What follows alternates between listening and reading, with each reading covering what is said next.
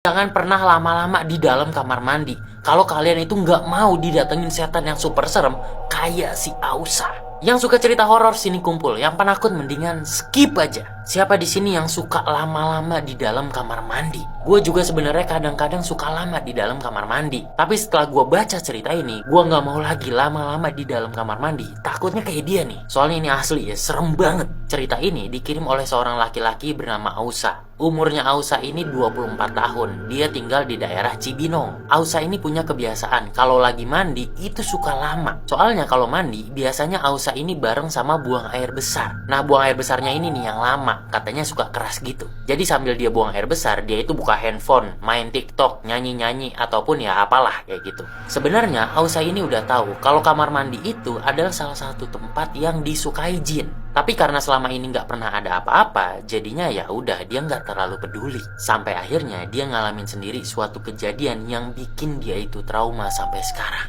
Suatu hari, Ausa ini baru balik dari kantor sekitar jam 9 malam. Karena hari itu benar-benar panas, terus badannya lengket banget, akhirnya Ausa ini memutuskan buat mandi. Sambil mandi kayak biasa, dia buang air besar, dia buka-buka handphone. Sekitar 20 menit kemudian pintu kamar mandinya ini diketok. Tok, tok, tok. Dari luar ada suara adeknya ngomong, "Ah, gantian dong, aku mau pipis nih." Tapi karena pada saat itu Ausa ini belum selesai, dia bilang, "Bentar deh, masih BAB nih, masih lama kayaknya."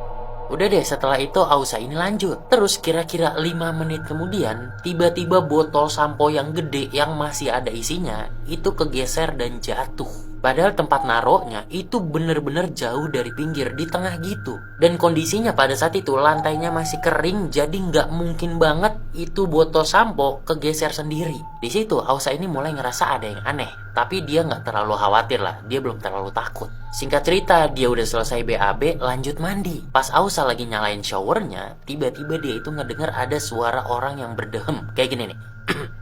Suaranya itu kedengeran deket banget. Di situ Ausa ini mulai ngerasa, wah aneh nih, aneh.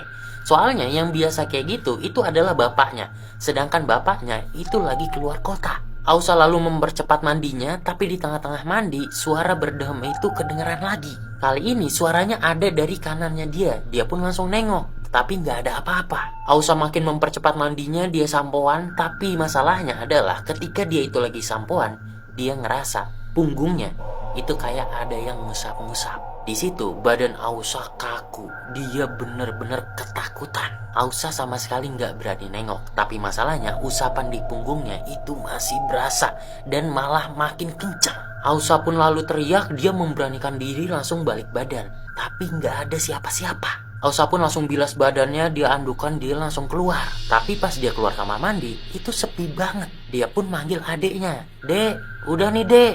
Tapi nggak ada jawaban dari adeknya. Yang ngejawab malah ibunya. Ibunya malah ngomong gini, Adek itu pergi nginep ke rumah temennya. Dia ngerjain tugas. Dari sore dia udah pergi."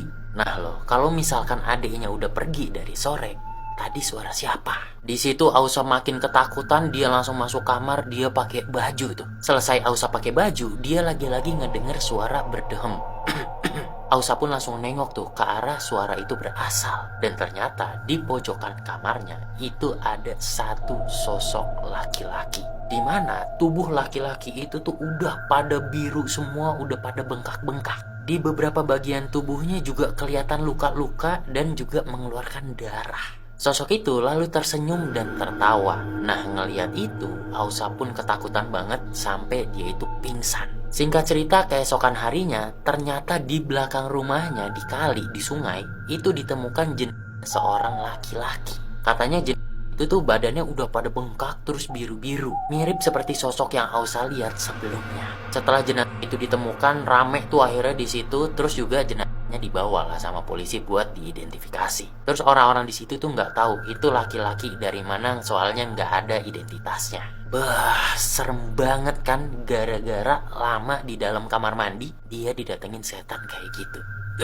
Makanya kalian jangan pernah lama-lama di dalam kamar mandi lagi. Gua aja udah gak berani. Soalnya kan seperti yang kita tahu, kamar mandi itu adalah sarangnya jin. Kalian ada yang pernah ngalamin kejadian horor di dalam kamar mandi? Coba komen. Sampai jumpa lagi di cerita horor selanjutnya. Bye.